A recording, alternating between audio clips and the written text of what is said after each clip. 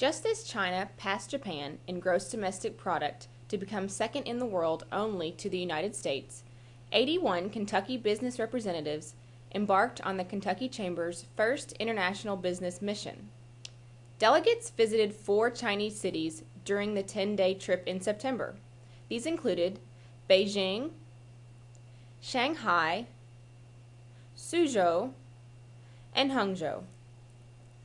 During the trip, delegates had the opportunity to meet with business executives from Kentucky companies working in China, such as Alltech, UPS, and the B&L Group. I've had an opportunity to meet a lot of business executives within the state.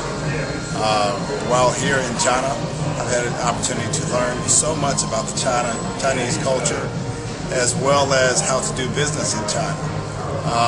And to add to that, I've got some pretty good connections if I decide to go into that direction. With a population of 1.2 billion and growing, nearly 350 million people will be added to China's urban population by 2025, more than the population of today's United States.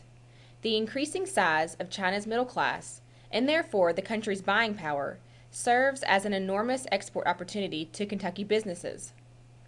Through the cultural tours and business meetings on the trip, delegates learned a great deal about the differences between the U.S. and Chinese economies and how to go about creating business relationships in China. One of the things that was particularly interesting is we met with a lady from the Ministry of Commerce, and the data that the Chinese have collected is really quite amazing because so much is government operated and government controlled. Even though it's a much more capitalist country than I would have ever expected, you can get a lot of data. So if you want to come to China, if you want to do business in China, there's data available so you can get a pretty good idea of what your potential market is when you get here.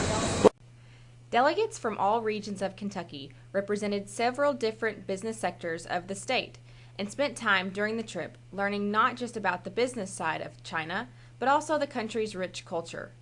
The delegates were able to take in the impressive 4,000-mile Great Wall, the 9,999-room Forbidden City, and the serene Summer Palace.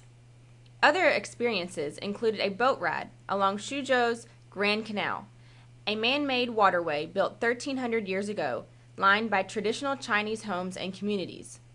The living quality is a stark contrast to the thousands of flashy skyscrapers and towering apartment buildings in Shanghai and Beijing. Noted by many of the delegates was the extreme entrepreneurship of the Chinese people in the marketplace.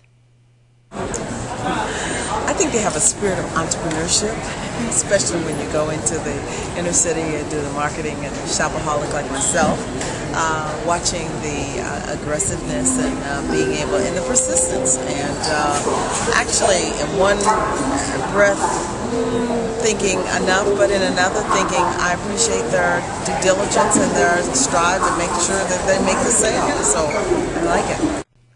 During the tour, delegates also visited economic hubs such as the Suzhou Silk Factory and the Longjing Green Tea Plantation. The 9-day tour ended with a visit to the Shanghai Silk Rug Factory. Overall, the delegates were impressed by what they learned and their experience. I give it a 10. So, thank you, Chamber, for this wonderful opportunity. I give it a A+. Thanks. No international trips have been scheduled for 2011. However, the response was so outstanding from the mission to China that another may be planned. Check the Chamber's website, kychamber.com, for updates or follow us on Twitter at twitter.com/kychamber.